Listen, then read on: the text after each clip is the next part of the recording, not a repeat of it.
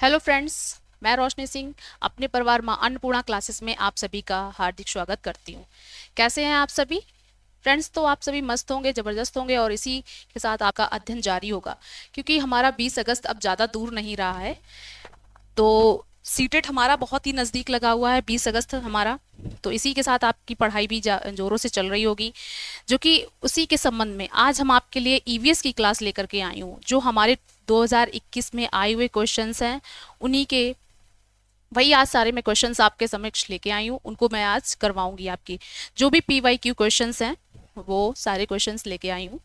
तो आइए चलते हैं, स्टार्ट करते हैं अपने क्वेश्चंस आज के। आइए फ्रेंड्स, देखते हैं आज के क्वेश्चंस। फर्स्ट नंबर क्या कह रहा है कि कौन निम्नलिखित में से भारत का संघ शासित प्रदेश नहीं है? तो भारत का संघ शासित प्रदेश नहीं है, पेन सेलेक्ट कर लें, ठीक है। तो भारत का हमारा कौन सा संघ शासित प्रदेश नहीं है, आपको नहीं पर देखना है कि सबसे ज्यादा आपका ये कि सबसे पहले क्वेश्चन आप देखेंगे कि क्वेश्चन की प्रकृति क्या है, कैसा है हमारा क्वेश्चन, निगेटिव है, नकारात्मक है या सकारात्मक है, ठीक है, पॉजिटिव या निगेटिव पे सबसे पहले आपको देखना है। तो ये लद्दाख होगा या जम्मू कश्मीर होगा या मणिपुर आपका या चंडीगढ़, या इनमें से आपको ऑप्शन बताना है कौन सा होगा। बताइए फ्रेंड्स इसका आंसर। तो इसका जो राइट आंसर देखिए क्या होगा, मणिपुर। जो मणिपुर हमारा क्या है, एक राज्य है, ठीक है।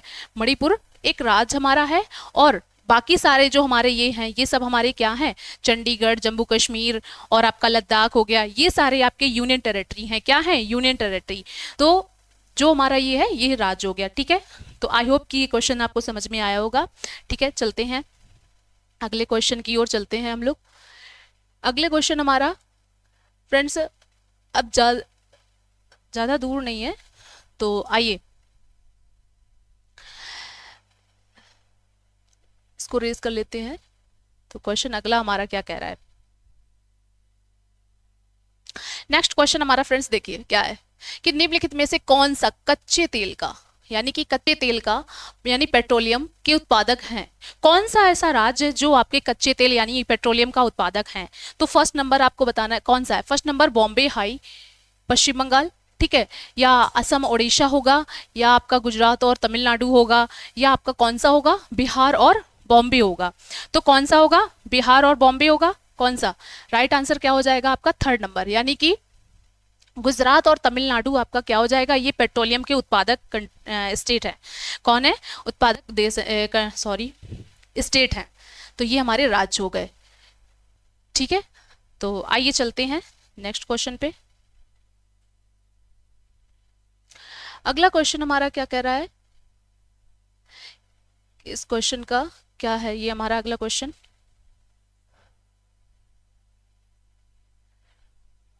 इसको स्टेज कर लेते हैं। अगला क्वेश्चन हमारा,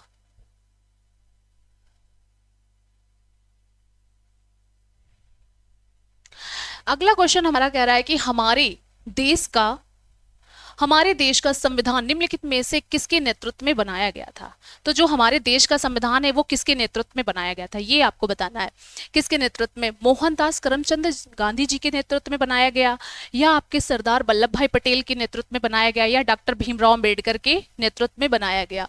तो आपको बताना है, या डॉक्टर सर्वपल्ली राधाकृष्णन के नेतृत्व में बनाया गया, ठीक है। तो आपको बताना है किसके नेतृत्व में बनाया गया। तो जो हमारा बनाया गया था वो डॉक्टर भीमराव अम्बेडकर जी के नेतृत्व में बनाया गया। इन्हीं को संविधान का जनक भी कहा जाता है। किसको, डॉक्टर भीमराव अंबेडकर जी को क्या बोलते हैं, जनक बोलते हैं। किसका, संविधान का जनक, ठीक है।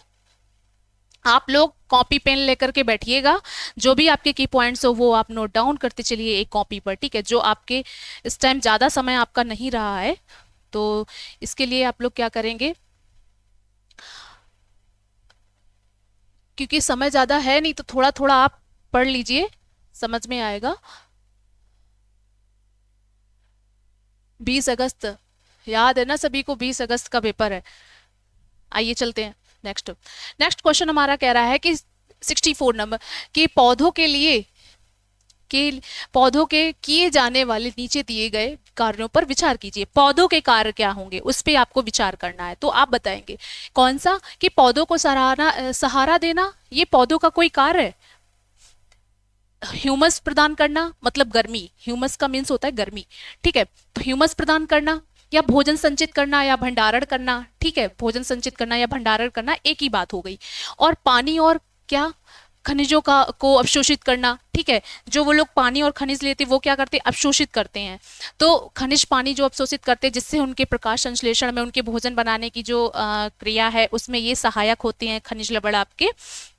तो इसमें से आपको बताना है इनमें कौन से जड़ों के कार्य हैं, जड़ों के कार्य कौन से हैं। अब ये बताइए, पौधों को सहारा देना तो जड़ों का काम नहीं है, लेकिन ह्यूमस प्रदान करना, भोजन बना संचित करना और ये करना, तो ये हमारे क्या हो जाएंगे, राइट आंसर। तो हमारा यानी कि कौन सा, बी सी, आप लोगों को समझ में आ गया होगा कि कौन सा ऑप्शन हमारा हो जाएगा। तो इसका जो कूट होगा वो आपका कौन सा हो जाएगा, third number B C D, यानी ह्यूमस प्रदान भी करता है, भोजन संचित भंडारण भी करता है और पानी और खनिजों को भी अवशोषित करता है, ठीक है। ये सारे जड़ों के कार्य हो गए।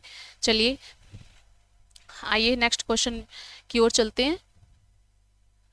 अगला क्वेश्चन हमारा कह रहा है, ठीक है, ये हमारा क्या कह रहा है क्वेश्चन, पोचमपल्ली भारत के दक्षिण राज्य का एक कस्बा है जो सुंदरता से डिजाइन की गई रंगों की पोचमपल्ली साड़ियों और विशेष प्रकार की बुनाई जिसे भी पोचमपल्ली भी कहते हैं के लिए प्रसिद्ध यह कस्बा अब किस राज्य का भाग है। तो आपको बताना है जो पोचमपल्ली है ये किस राज्य का भाग है। बताइए फ्रेंड्स कि कौन सा हो जाएगा, कर्नाटक होगा या आपका केरल हो जाएगा या तेलंगाना या आपका तमिलनाडु। तो आपको बताना है इसमें से कौन सा राइट आंसर हो जाएगा। देखिए पोचमपल्ली जो है ये पहले आंध्र प्रदेश का एक कस्बा हुआ करता था और फिर इसके बाद जब 2 जून 2014 को हमारा तेलंगाना क्या हुआ, अलग हुआ, तो उस टाइम ये कहाँ चला गया, पोचमपल्ली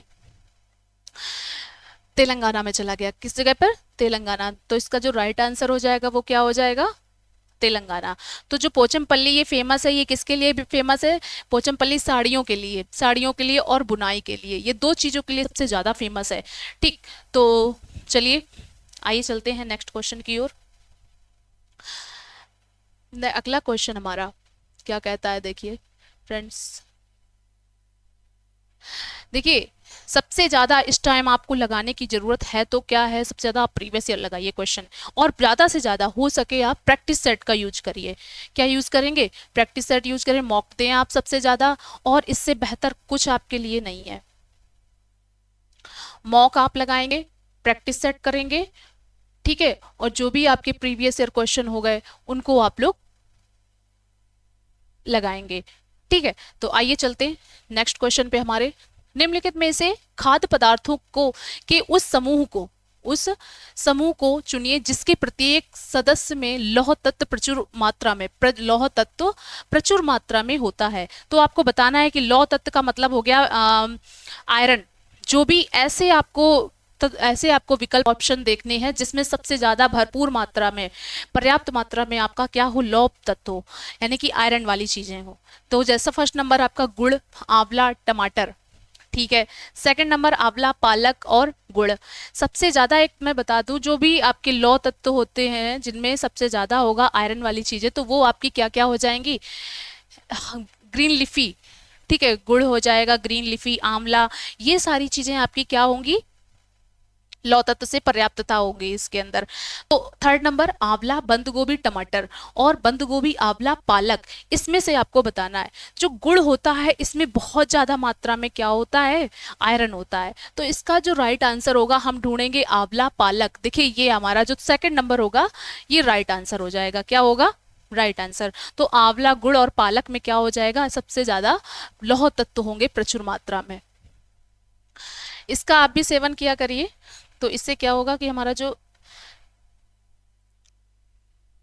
जो भी अच्छा ये बताइए आप लोग कि लौह की कमी से होने वाला, आयरन की कमी से होने वाला कौन सी आपको डिजीज हो जाती है, कौन सी बीमारी होती है, तो ये बताइए जल्दी से आप लोग कमेंट सेक्शन में कमेंट करके।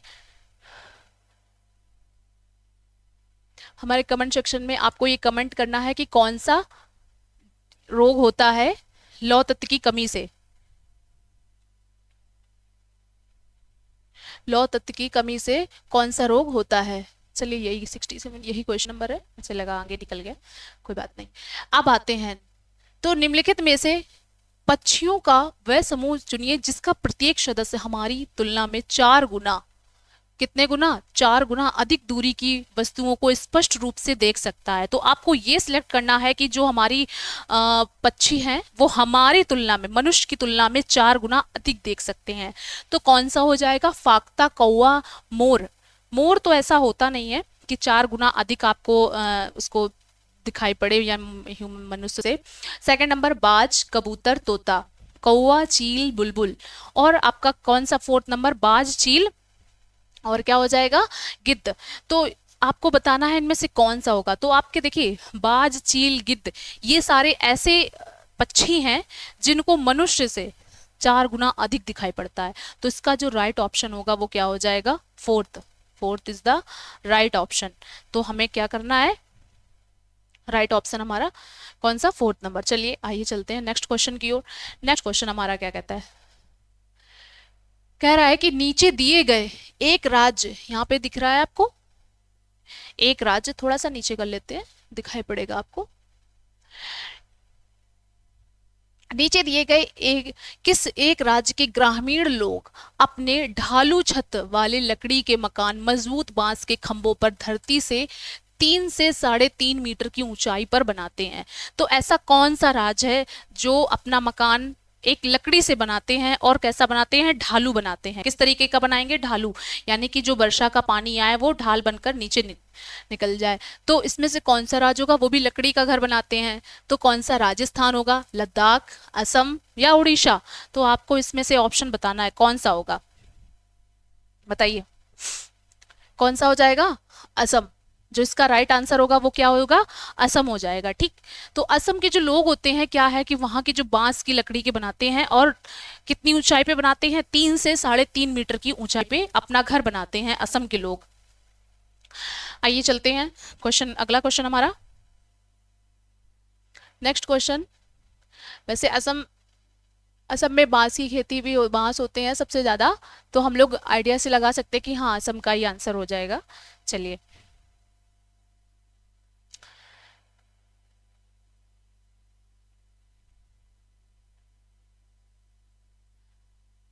अगला क्वेश्चन हमारा क्या कहता है, देखिए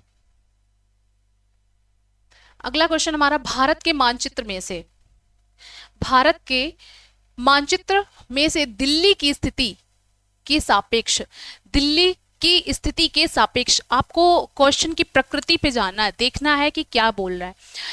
कि गांधीनगर, यानी कि गांधीनगर क्या है, एक गुजरात की राजधानी, हमारे जो भारत का राज्य है, ठीक है, पश्चिम जो कि हमारा पश्चिमोत्तर में है, ये हमारा दक्षिण पश्चिम में, सॉरी, गुजरात की राजधानी, तो कि गुजरात की राजधानी और पटना यानी कि बिहार की राजधानी, जो हमारा बिहार राज्य है भारत का एक, उसकी राजधानी जो पटना है वो किसके, दिल्ली के सापेक्ष में वो किस दिशा में, दिशाएं क्रमशः हैं, उनकी दिशाएं क्या हैं, दिल्ली के सापेक्ष में हमारी कैसे हैं। तो आपको बताना है दक्षिण पूर्व और दक्षिण पश्चिम में, या दक्षिण पश्चिम और दक्षिण पूर्व में बताना है, या उत्तर पूर्व और दक्षिण पश्चिम में, या दक्षिण पश्चिम और उत्तर पूर्व में बताना है। तो कौन सा होगा जो इसका राइट आंसर होगा। तो इसको हम सबसे पहले कैसे देखेंगे कि यहाँ हमारा दिल्ली है, ठीक है, और इस जगह पे हमारा, यानी कि ऐसे ऐसे करके हमारा कुछ भारत का नक्शा बनता है, और जो दिल्ली हमारा होगा वो किस जगह पे होगा, यहाँ से इस तरीके से बनेगा यहाँ, ठीक है। तो हमारा जो बन गया, अब यहाँ कहीं पटना है, और यहाँ से हमारा जो भी होगा बिहार, गुजरात हो गया, गांधीनगर हो गया, दिल्ली हमारा इस जगह पे पड़ता है, ठीक। तो आपको इसके सापेक्ष में ये हमारा दिल्ली हो गया, दिल्ली से यहाँ से हम कंपास रखेंगे और देखेंगे कि किस जगह पे हमारा पड़ रहा है और पटना कहाँ पर पड़ रहा है। तो जो पटना, दिल्ली यहाँ पड़ेगा यानी कि पटना यहाँ गई, तो ये हमारा जो इसके सापेक्ष में देखेंगे तो क्या हो जाएगा, दक्षिण पश्चिम में हमारा क्या, गुजरात होगा, गांधीनगर होगा, और उत्तर पूर्व में हमारा क्या पड़ता है, ये उत्तर पूर्व वाला पार्ट है आपका, उत्तर पूर्व में, ठीक है, दिल्ली हमारा इस जगह पे होगा, यहाँ पर इस जगह। तो यहाँ से क्या हो जाएगा, ये उत्तर पूर्व में हमारा क्या पड़ेगा, पटना, जो बिहार की राजधानी है। तो इसका जो राइट आंसर हो जाएगा वो क्या होगा, फोर्थ हो जाएगा, ठीक है। जो इसका जो राइट आंसर होगा वो क्या हो जाएगा, फोर्थ नंबर। तो चलिए आइए चलते हैं नेक्स्ट क्वेश्चन की ओर फ्रेंड्स, और पढ़ाई करते रहिएगा, क्योंकि ज़्यादा दिन नहीं है एग्ज़ाम के। आप प्रीवियस ईयर क्वेश्चन लगाइए।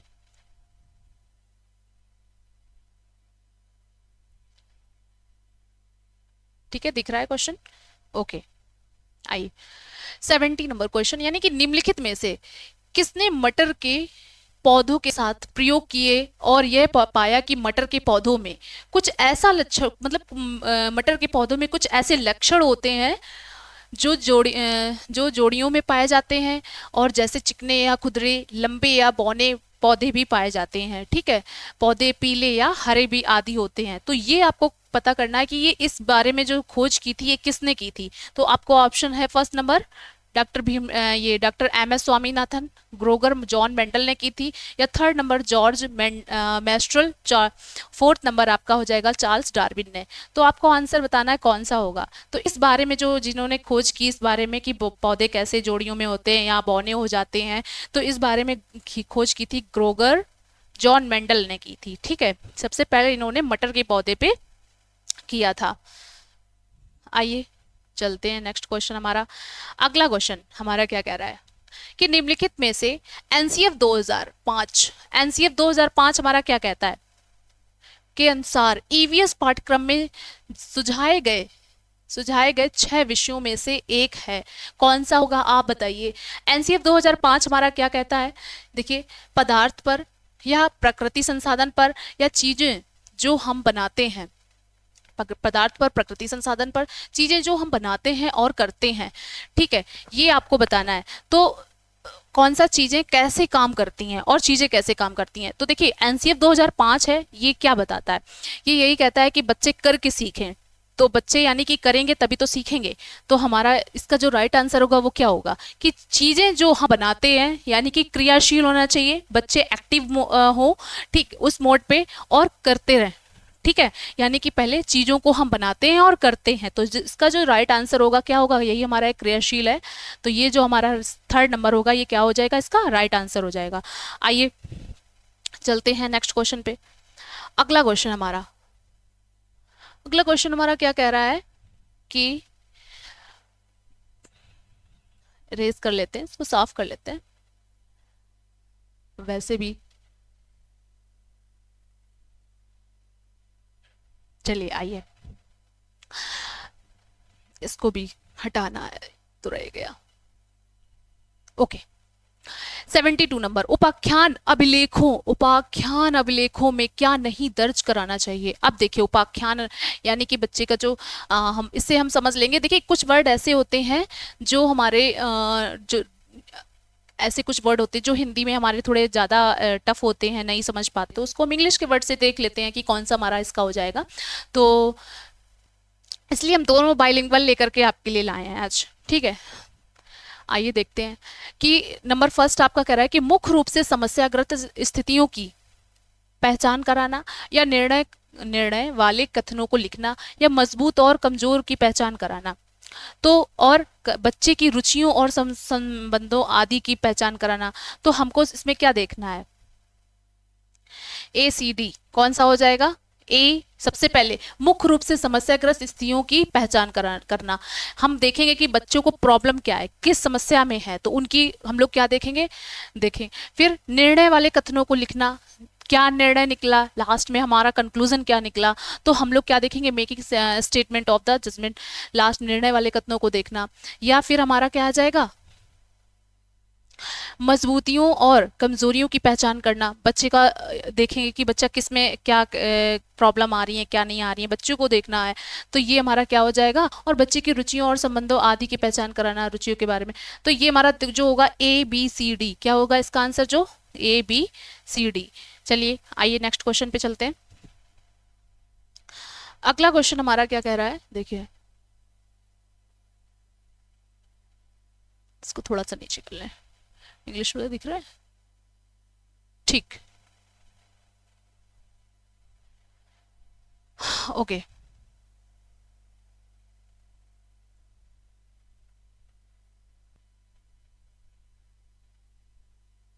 चलिए आइए। ओके, आप एक एकीकृत ईवीएस कक्षा में, एकीकृत ईवीएस कक्षा के लिए कैसी योजना बनाएंगे। तो आपको ये पता करना है कि आप एक अध्यापक हैं, ठीक है, भविष्य में होने वाले हमारे भावी अध्यापक हैं, तो आपको ये पता करना है कि कैसी आप इस कक्षा को कैसी बनाएंगे, एकीकृत कक्षा आपको कैसे बनानी होगी। जो हमारे 1 से 5 तक के बच्चे हैं तो कैसे आप बनाएंगे। फर्स्ट नंबर कह रहा है कि एक पार्ट में 2 या 2 से अधिक विषय के क्षेत्रों को मिलाएं एक पार्ट में। देखिए जो हमारा एनसीएफ कहता है 2005 की बच्चों को इंटीग्रेटेड होना चाहिए, ठीक है, हमारा विषय कैसा होना चाहिए, जो पार्ट चल रहा हो वो इंटीग्रेटेड होना चाहिए, यानी कि एकीकृत होना चाहिए। सेकंड नंबर, अगर योजनाओं में, इसका देखते हैं सेकंड क्वेश्चन ऑप्शन क्या है, अगला अलग योजनाओं में सभी विषयों को अलग करेंगे। अलग करने का कोई मतलब ही नहीं है, बच्चों को एकीकृत करके पढ़ाना है, ये हमारा एनसीएफ कहता है, तो अलग हमें करने की कोई चांस ही नहीं है। फिर विज्ञान और सामाजिक विज्ञान के लिए अलग अध्यापकों का प्रबंध कराना। अब ये बताइए 1 से 5 तक के जो बच्चे हैं वो क्या सामाजिक विज्ञान और विज्ञान अलग अलग पढ़ेंगे, वो विज्ञान सामाजिक विज्ञान के बारे में जानते ही कहाँ हैं, उनको एकीकृत करके पढ़ाना है, ठीक है। तो ये भी हमारा ऑप्शन कैंसिल, ये भी कैंसिल। और पर्यावरण विज्ञान के लिए अलग अध्यापक का प्रबंध कराना, कितने हमारे, जब सब विषय ही हमारे एकीकृत हैं तो अध्यापक क्या कितने ज्यादा बनाएंगे। तो अध्यापक भी हमारा कैसा होना चाहिए, एक ही होना चाहिए, यानी कि अलग अलग हर नहीं होना चाहिए पर्यावरण विज्ञान का अलग, जबकि हमारा जो ईवीएस है वो क्या किया गया है, सभी का इंटीग्रेटेड है, यानी एकीकृत, सभी विषयों का एकीकृत है। तो ये भी हमारा ऑप्शन नहीं होगा। जो हमारा राइट ऑप्शन हो जाएगा वो क्या हो जाएगा, ए फर्स्ट नंबर, ठीक है। जो फर्स्ट नंबर होगा वो कैसा हो जाएगा, राइट आंसर हो जाएगा। ओके, आइए चलते हैं नेक्स्ट क्वेश्चन में। अगला क्वेश्चन देखिए, पुनीत ने अपनी कक्षा 5 के विद्यार्थियों को मानव शरीर की एक रूपरेखा दी। उन्हें भोजन विषय पढ़ाने से पहले पाचन तंत्र को बनाने को कहा, ठीक है। पुनीत चाहता है, अब पुनीत क्या चाहता है बच्चों को, कि उसने एक पाचन तंत्र के बारे में बताया, और पुनीत चाहता क्या है इस विषय में आपको बताना है कि परीक्षण करना कि शिक्षार्थी नामांकित आरेख बना सकें, ठीक है, कि उसको देखना है कि बच्चा बना पाता है, उसकी क्या कैसी कला है, ये इस विषय में कि उसको नामांकित करे, उसको आरेख देखकर। ऐसा तो नहीं है, नामांकित तो हमारा आपको पता ही है कि निगेटिव नकारात्मक वर्क है, तो ये तो हमारा कैंसिल हो गया। पाचन से संबंधित शिक्षार्थियों के विचारों को प्राप्त करना, अच्छे ड्राइंग कौशलों वाले शिक्षार्थियों की पहचान करना। ऐसा कहीं है कि अच्छे और बच्चे कैसे, हमारी कैसी होनी चाहिए, समावेशी, यानी कि समावेशी कक्षाएं होनी चाहिए, तो अच्छे और बुरे में फर्क ही नहीं करना है, बच्चे को क्या एक समान रखना है, तो ये भी हमारा नहीं होगा। पाचन की प्रक्रिया का शिक्षार्थियों के मूल्यांकन करना, मूल्यांकन भी आपको नहीं करना बच्चों के बारे में, ठीक है, तो ये भी हमारा कैसा हो गया, गलत हो गया। तो जो हमारा जो आंसर इसका राइट होगा वो क्या होगा, सेकंड नंबर, पाचन से संबंधित शिक्षार्थियों के विचारों को प्राप्त कराना होता है। तो वो ये चाह रहा है पुनीत कि हम इसके बारे में बताएं, बच्चे जाने कि पाचन के क्या होता है क्या नहीं होता है, ठीक है। ओके, तो चलिए नेक्स्ट क्वेश्चन पे चलते हैं। अगला क्वेश्चन हमारा कह रहा है, इरेजर,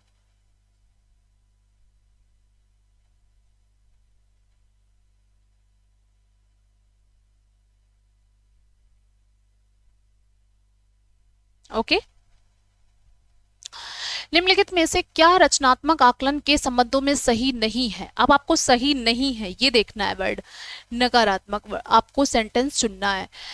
एक रिपोर्ट कार्ड के प्रत्येक तिमाही में इसकी सूचना दी जानी चाहिए, ठीक है। बच्चों के बारे में, निम्नलिखित अधिगम को सुदृढ़ करने के लिए एक अध्यापक को समय पर कार्रवाई करने में मदद करता है, इसको छात्रों की प्रकृति की निगरानी करता है, या बच्चे के सीखने में कोई भी जानकारी रचनात्मक आकलन में मदद करता है। देखिए आपको जो भी देखना है वो नकारात्मक देखना है। ओके, तो कौन सा इसका आंसर होगा राइट, बताइए।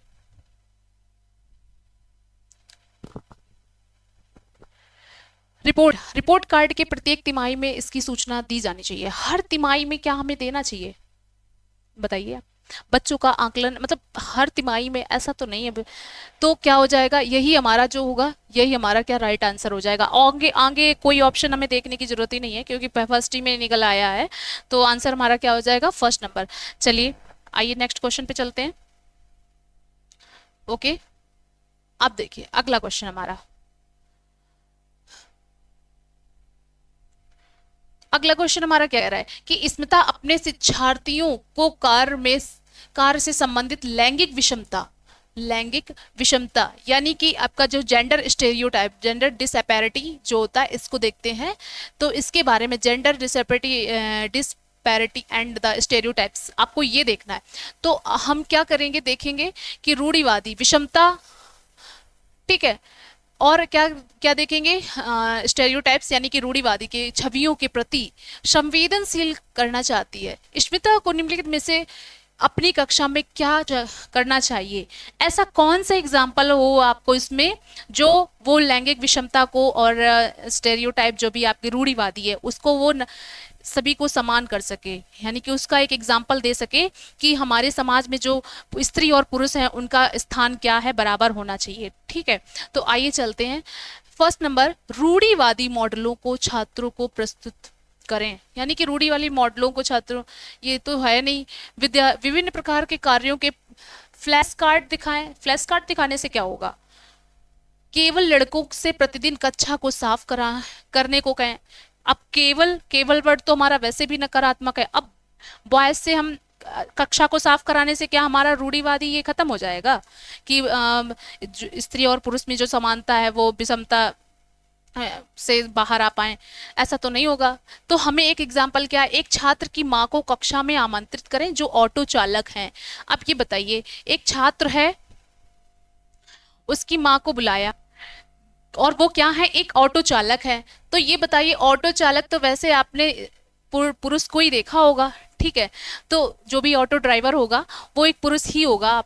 ठीक है, तो इसलिए क्या है कि उनकी एक माँ को बुलाया गया, एक स्त्री जो कि ऑटो चालक है। तो ये क्या है, एक कि वो भी बता सके कि ये देखिए, जो जितना पुरुष का भागीदारी होती है समाज में उतनी ही महिला की भी होती है। तो ये हमारी क्या हो जाएगा, इसका जो राइट आंसर हो जाएगा 4th नंबर होगा। ओके, चलिए आइए चलते हैं नेक्स्ट क्वेश्चन पे। अगला क्वेश्चन हमारा कह रहा है,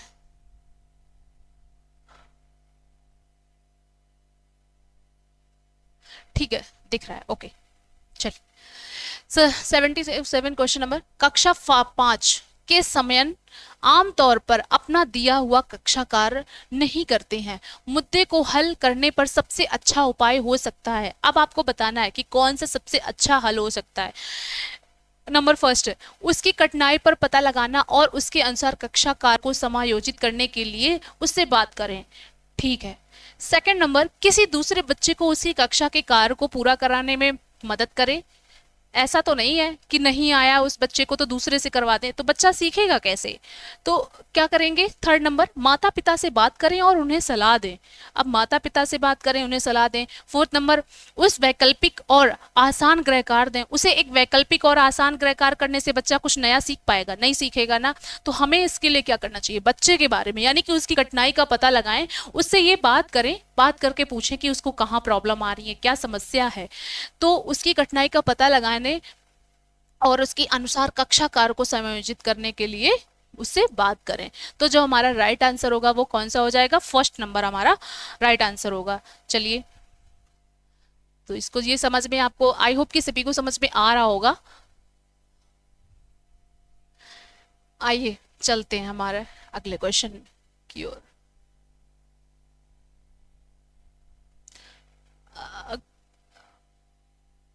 और फ्रेंड्स, सबसे बड़ी बात, आप लोग, हम बार बार यही बात आपसे कह रहे हैं क्योंकि अब ज़्यादा समय आपका बचा नहीं है। सबसे ज़्यादा आप प्रैक्टिस सेट लगाइए, वो यूज़ करिए। सबसे ज़्यादा आप प्रैक्टिस सेट की यूज लगाइए, मॉक लगाइए।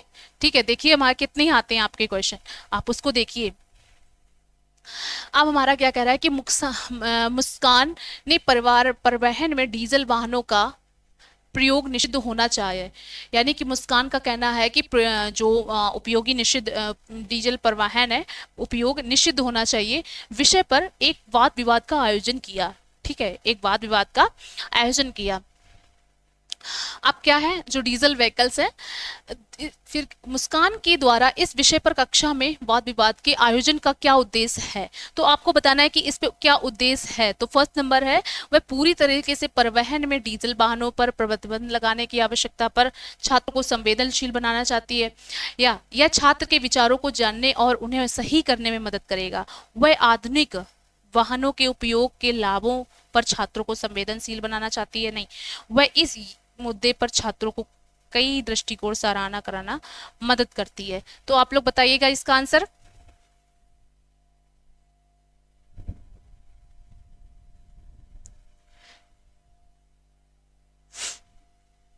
बताइए इसका आंसर क्या हो जाएगा। मुस्कान ने परिवहन यानी कि डीजल व्हीकल के बारे में, तो वह पूरी तरीके से परिवहन में डीजल वाहनों पर प्रतिबंध लगाने की आवश्यकता पर छात्रों को संवेदनशील बनाना चाहती है, ऐसा तो नहीं है। ये भी हमारा क्या हो गया, स्टेटमेंट गलत हो गया। यह छात्रों के विचारों को जानने और उन्हें सही मदद करने में मदद करेगा, नहीं, ऐसा भी नहीं है। वह आधुनिक वाहनों के उपयोग लाभों और छात्रों को संवेदनशील, आधुनिक वाहनों से क्या मतलब है, आधुनिक वाहन भी आएंगे वो भी डीजल का यूज करेंगे, तो इससे क्या फायदा। अब वह इस मुद्दे पर छात्रों को कई दृष्टिकोणों की सराहना करने में मदद करता है।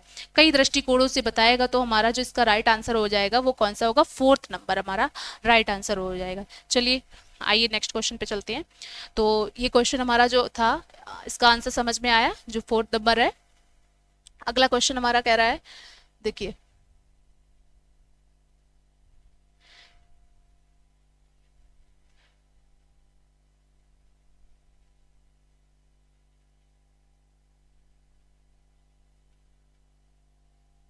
चलिए आइए, ओके। ईवीएस में मानचित्र कौशल, अब मानचित्र कौशल का ईवीएस में क्या है सबसे ज्यादा। ईवीएस मानचित्र से क्वेश्चन बहुत आते हैं, आप लोग मानचित्र देख करके जाइएगा, सबसे ज्यादा मैप से मैपिंग के क्वेश्चन आते हैं। तो इसका जो होगा mapping skill in EVS help developed, तो आपको करना है क्या, फर्स्ट नंबर लैंडस्केप खींचने के कौशल को विकसित करता है, पूर्वानुमान और गणना के कौशल को विकसित करता है, या रिकॉर्डिंग और कौशल को विकसित करता है, या स्थानों की सापेक्ष स्थिति की समझ को विकसित करता है। अब बताइए आप, इसका जो राइट आंसर क्या होगा, एक सही सटीक। तो जो स्थानों की सापेक्ष स्थिति की समझ को विकसित करता है, ठीक, तो इसके बारे में यानी कि आसपास हमारे क्या है, इस विषय के बारे में क्या है, स्थानीय समझ को विकसित करेगा। तो ये हमारा राइट आंसर, बाकी तो सारे हमारे रॉन्ग आंसर हो गए। तो चलिए नेक्स्ट क्वेश्चन पे चलते हैं। अगला क्वेश्चन हमारा, ईवीएस की एकीकृत प्रकृति सहायक है। अब एकीकृत प्रकृति सहायक किसमें हो जाएगी, एकीकृत वर्ड आपने बहुत देखा होगा, ये हमारा पॉजिटिव यानी कि है, तो कैसी होनी चाहिए, इंटीग्रेटेड, यानी फर्स्ट नंबर पाठचर्या के भार को कम से कम और विशिष्ट प्रकरणों को पेश करने में मदद करने में, या पाठचर्या के भार को कम करने और विद्यार्थियों को सार्थक पूर्व सिखाने में। देखिए, पाठचर्या के भार को कम करने और शिक्षार्थियों को सार्थक पूर्वक सिखाने में, शिक्षार्थी केंद्रित उपागम का पालन करने और संकल्पनाओं की ओर अधिक संख्या का परिचय देने में, और दी गई सूचनाओं के विवरणों से सीखें। तो बताइए कौन सा इसका जो राइट आंसर होगा, कौन होगा। फर्स्ट, पाठचर्या के भार को कम करने और विशिष्ट प्रकरणों को पेश करने में, नहीं। सेकंड, अब देखिए इसका जो आंसर होगा वो पाठचर्या के भार को कम करना और शिक्षार्थियों को सार्थकता पूर्वक सीखने में। तो इसका जो राइट आंसर हो जाएगा वो क्या होगा, सेकंड नंबर, क्या होगा, सेकंड। चलिए आइए चलते हैं नेक्स्ट क्वेश्चन पे। अगला क्वेश्चन हमारा, नेक्स्ट क्वेश्चन क्या कह रहा है,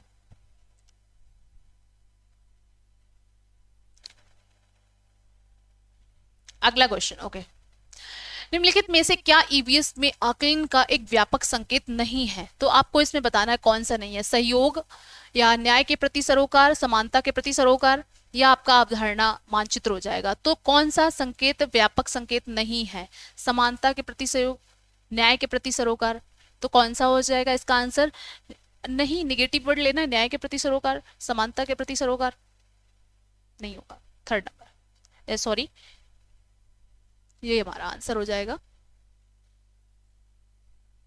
तो इसका जो थर्ड आंसर होगा वो 81 का। आइए चलते हैं अगले क्वेश्चन की ओर।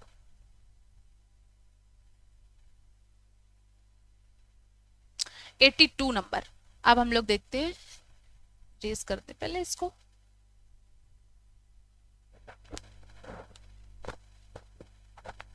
आइए दोस्तों बताइए।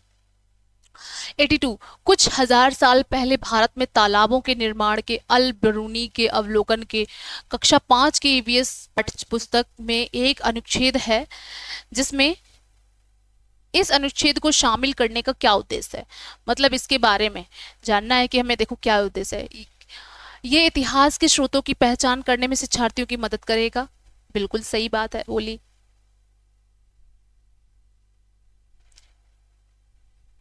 थोड़ा सा ऊपर कर ले, दिख रहा है क्वेश्चन को, ऑप्शंस नहीं आ रहे ना हमारे।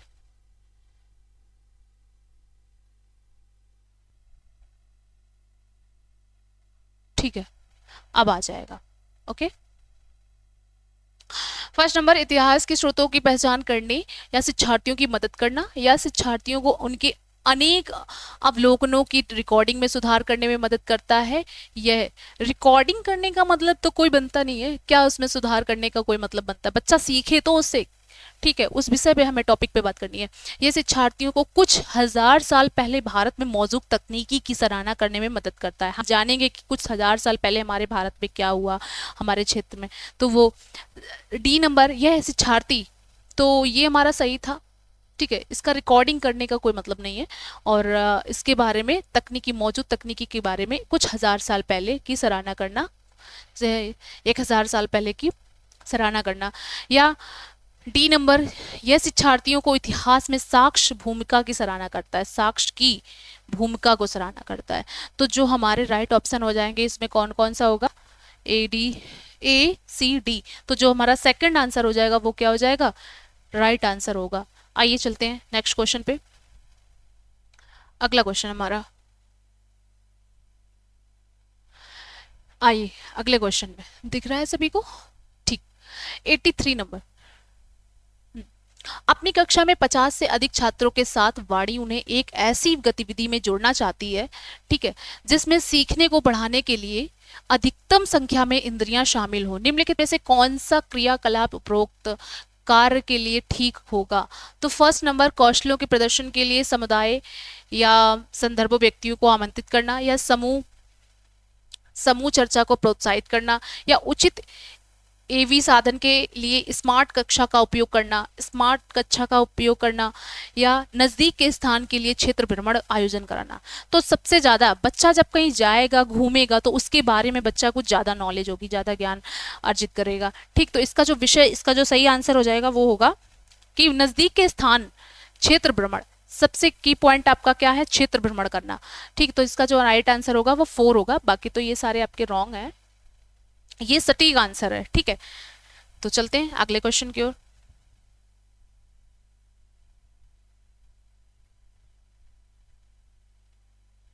नेक्स्ट क्वेश्चन हमारा क्या कह रहा है, इसके देखेंगे। ठीक, अगला क्वेश्चन,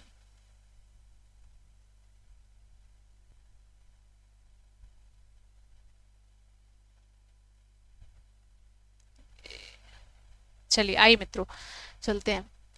तो इकरा अपने शिक्षार्थियों को, एक कोई लड़की है, ठीक है, वो इकरा नाम की, उसने अपने सॉरी अध्यापक है, जो अपने शिक्षार्थियों को ईवीएस में, जैसे अभी आप हैं होने वाले, तो आप में से ही कोई जाएगा जो आगे टीचर बनेगा, अध्यापक बनेगा, तो वो कह रहा है क्या करेंगे आप उस टाइम पर कि इकरा अपने शिक्षार्थियों को ईवीएस में समाचार पत्रों और पत्रिकाओं को पढ़ने के लिए क्यों प्रोत्साहित करती है। अब समाचार पत्रों को पढ़ने के लिए क्यों प्रोत्साहित करेगी, ये बताना है। ये मनोरंजक संसाधन उपलब्ध कराता है, मनोरंजन मिलता है इसलिए पढ़ना चाहिए, या ये शिक्षार्थियों के को उनके संसार से, अपने संसार से जोड़ने में सहायता करती है, ये शिक्षार्थियों को स्वतंत्र भारत में सहायता करती है, शिक्षार्थियों को प्रतिस्पर्धी बनाते हैं। देखो, कंपटीशन नहीं करवाना है बच्चे को, सिखाना है हमें। ठीक है, बच्चा अपने स्थानीय भ्रमण करके सीखे, या अपने मीडिया के द्वारा सीखे। तो इसका जो राइट आंसर होगा, ये शिक्षार्थियों को उसके अपने संसार से जुड़ने में सहायता करता है कि आसपास क्या हो रहा है इसके बारे में जानेगा बच्चा। तो इसका जो क्या हो जाएगा राइट आंसर, सेकंड नंबर। आइए चलते हैं अगले क्वेश्चन की ओर। तो इसका जो राइट आंसर वो क्या हो जाएगा, सेकंड नंबर। सबको समझ में आ रहा है? ओके, आना भी चाहिए। अब हमारे क्वेश्चंस का आंसर भी कमेंट सेक्शन में देंगे। हमने जो क्वेश्चन आपको दिया था याद है सभी को, या भूल गए हैं आप सभी?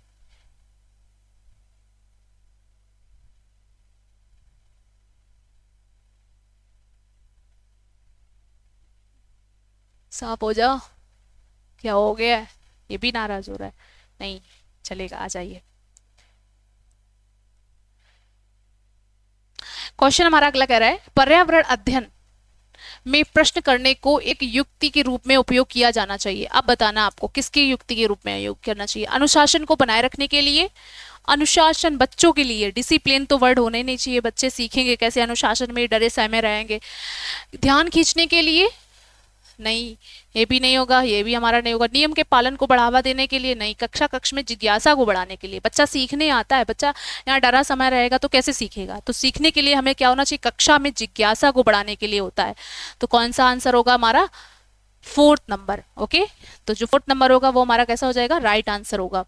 आइए नेक्स्ट क्वेश्चन की ओर चलते हैं। अगला क्वेश्चन हमारा देखिए 86, नीचे दिए गए कौन से एक राज्य में तोरांग का अर्थ क्या होगा? तोरांग का मीन्स बताइए क्या होता है? ये हमारी बार बार क्वेश्चंस हैं, ये लर्न कर लीजिए आप। तो तोरांग का मतलब, तोरंग इज द जंगल। तो बताना है कौन सा होगा इसका आंसर। असम, उड़ीसा, मिजोरम, झारखंड। जल्दी बताइए कौन सा होगा इसका आंसर। कौन सा? असम, उड़ीसा, झारखंड।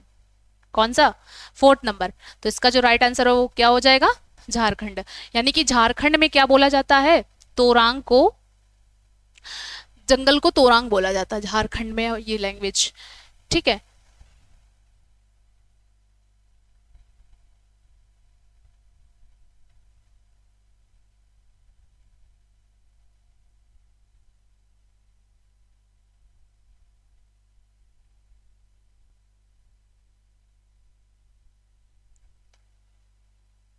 ठीक। आइए, ओके, अब हमारा क्लियर हो गया।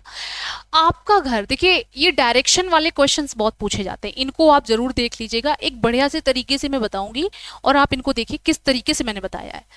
आपका घर एक्स पर स्थित है, ठीक है, डायरेक्शन का है। मान लीजिए आपका घर इस जगह पर स्थित है, एक्स पर स्थित है, ये एक्स मान लीजिए, ये पॉइंट आपका। ओके, अब कह रहा है कि तथा आपका विद्यालय जो है वो वाई पर स्थित है। जो आपका घर से विद्यालय है वो वाई पर स्थित है। यद्यपि आपका विद्यालय ठीक सामने, परंतु बीच में व्यस्तता राजमार्ग होने के कारण आप सीधे नहीं जा सकते हैं। सामने तो है लेकिन आपकी राजमार्ग है वो कैसा है, व्यस्तता के कारण आप सीधे नहीं जा सकते हैं। और अब वो क्या करता है कि अतः पहले आप ठीक दक्षिण में चले। दक्षिण यानी कि साउथ, हमारा यहाँ क्या हो गया, यहाँ से यहाँ चले तो कितना चले हम लोग, 125 मीटर चले। और फिर कहता है फिर ठीक पूर्व में, ये हमारा दक्षिण हो गया, ठीक है। अब हम लोग ठीक पूर्व में चले, कहां पर, 100 मीटर। कितने मीटर चले, 100 मीटर, 100 मीटर हम लोग चले।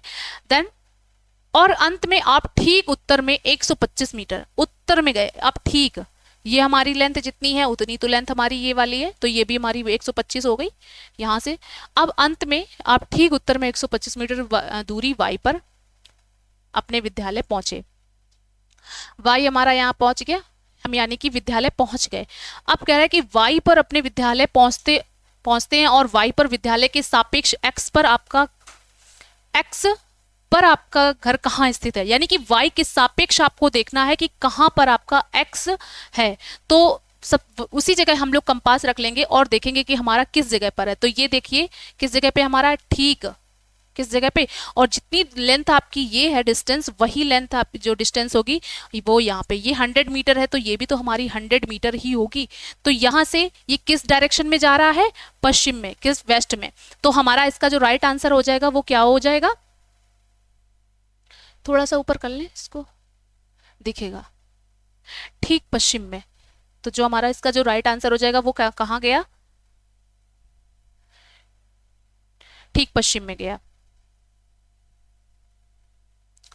तो इस कहाँ कौन सा ऑप्शन होगा? 125 मीटर ठीक दक्षिण में, 100 मीटर ठीक पूर्व में, या आपका हो जाएगा 100 मीटर ठीक पश्चिम में।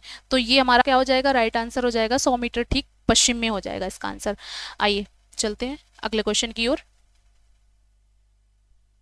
बस हो गया यहाँ से, अगले क्वेश्चन आते हैं।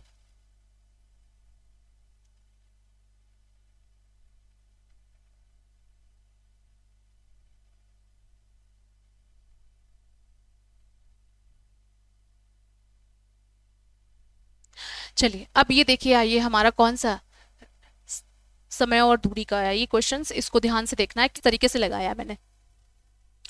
कोई लड़का नागरहोल से मड़गांव जाने के लिए 4 जून 2020 को किसी रेलगाड़ी से सवार हुआ। यह रेलगाड़ी 22:30 यानी कि 22:30 पे बजे वहां से नागरहोल चली। यानी कि 4 जून को वो लड़का बैठा ट्रेन में, और किस कब बैठा? 4 जून को, और बैठा किस टाइम पे? 22:30 को बैठा, यानी कि आपका टाइम हो चुका था। अब चली एंड 6 जून 2020 को 4:30 यानी कि 4:30 पर मड़गांव पहुंची। ठीक है, नागरहोल से मड़गांव जाना है एक लड़के को, और उसको कहाँ पर? नागरहोल में वो बैठा 22:30 को, और पहुंचा कब? 6 जून 20 को 4:30 पर यानी कि 4:30 पर मड़गांव पहुंची ट्रेन। यदि इस समय अंतराल रेलगाड़ी में 1145 किलोमीटर की दूरी तय की तो रेलगाड़ी की औसत चाल लगभग क्या होगी? तो इसका आंसर आपको बताना है क्या होगा। देखिए अब इसका एक सही तरीका बताती हूँ। 4 जून को वो बैठी, ठीक है, एक दिन में कितने घंटे होते हैं, आवर होते हैं आपके? 24। तो 24 में से ये कितने दिन यानी कि कितने बजे बैठी वो वहां पर?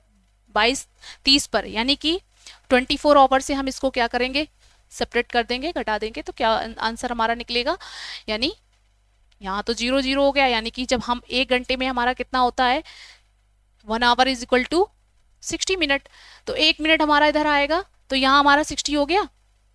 अब यहाँ बचा क्या हमारा? 30, यहाँ बचा 23, 1 घंटा, यानी कि 1 घंटा 30 मिनट हमारा यहाँ पे हो गया। फिर 5 तारीख को भी चला होगा, 5 जून को, तो कितना गया होगा? 24 आवर।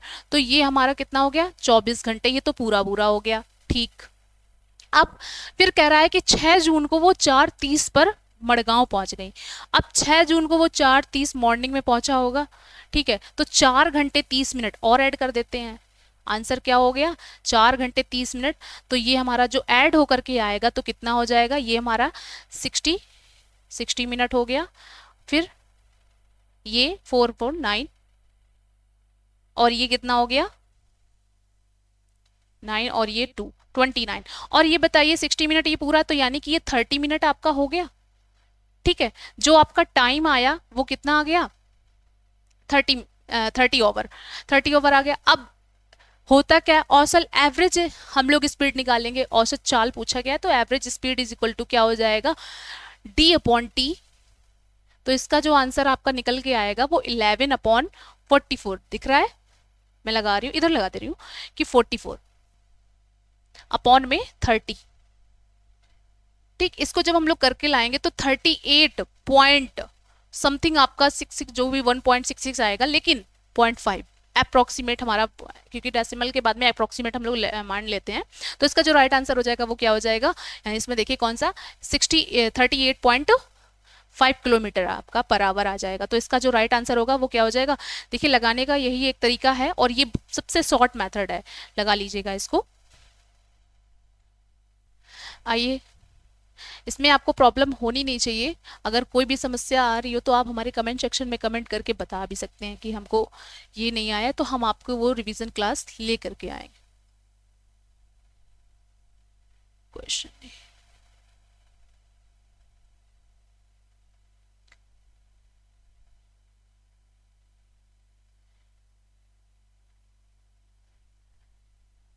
आपको अगर सीटेट पास करना है तो आप सबसे ज़्यादा प्रीवियस ईयर क्वेश्चन लगाइए, इसी से आपके क्वेश्चन आएंगे। प्रीवियस ईयर मॉक टेस्ट आपको यही लगाइए, इसी से आपका निकलेगा 100%। चलिए आइए, नीचे दिया गया कौन सा कथन मधुमक्खियों और छत्तों के विषय में सही नहीं है? तो कौन सा आपका है जो सही नहीं है? अब फर्स्ट नंबर, प्रत्येक छत्ते में एक रानी मक्खी होती है जो अंडे देती है।